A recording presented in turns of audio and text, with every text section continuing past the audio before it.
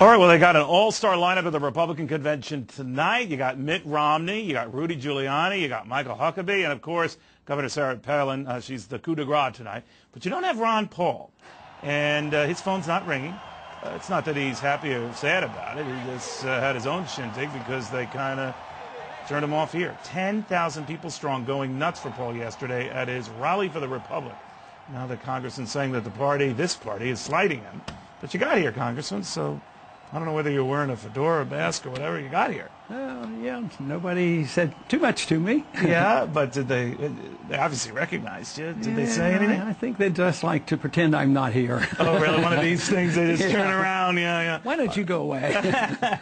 So it's not as if they avoid you, but they avoid you. Yeah, I do. The best way I can describe it, it's not hostility, it's like, let's avoid the embarrassment. And I'm not looking for embarrassment, I'll tell you. But I think what I talk about is really very conservative Republican principles I think we should adhere to.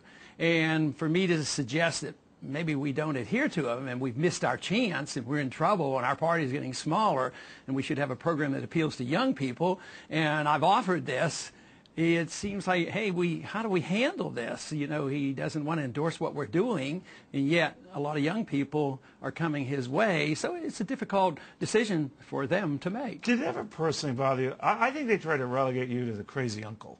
You know what I'm saying? And no disrespect to him, but that they thought, all right, he's a fringe guy. And then they saw how much money you were raising on the internet, how much appeal you had, in particular with young people, and they just said, well, he's not so crazy, he's not so fringe, now what do we do? I think that's pretty well put, and I think that's a common practice to take what our group talks about and say kooks or fringe or extreme or something like that. But isn't it unusual or sort of weird to say that somebody who says we ought to obey the Constitution, we ought to balance our budget, we shouldn't print money when we need it, and we should live within our means, we shouldn't double the size of the Department of Education, things that Republicans have talked about for a long time. So you were the one who argued a long time ago. Look, you guys are the one who abandoned the party, not me. I'm going back to what our roots were. I think but so. Now John McCain is trying to broaden that, and by picking Governor Palin, he's trying to reach out beyond that base. You argue that's not the way to do it. I don't argue against it. I argue that we need a sincere outreach. I mean, you could pick a person, but will she be able to rein him back in? Will she be able to get him to repeal McCain-Feingold? I mean, something that our people would like.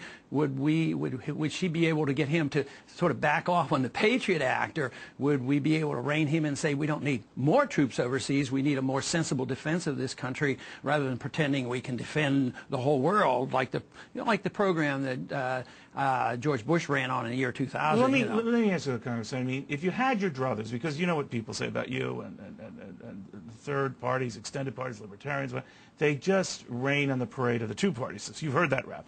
I know you're against that. But do you think that there is a difference between Democrats and Republicans? And at the margin, do you favor one over the other?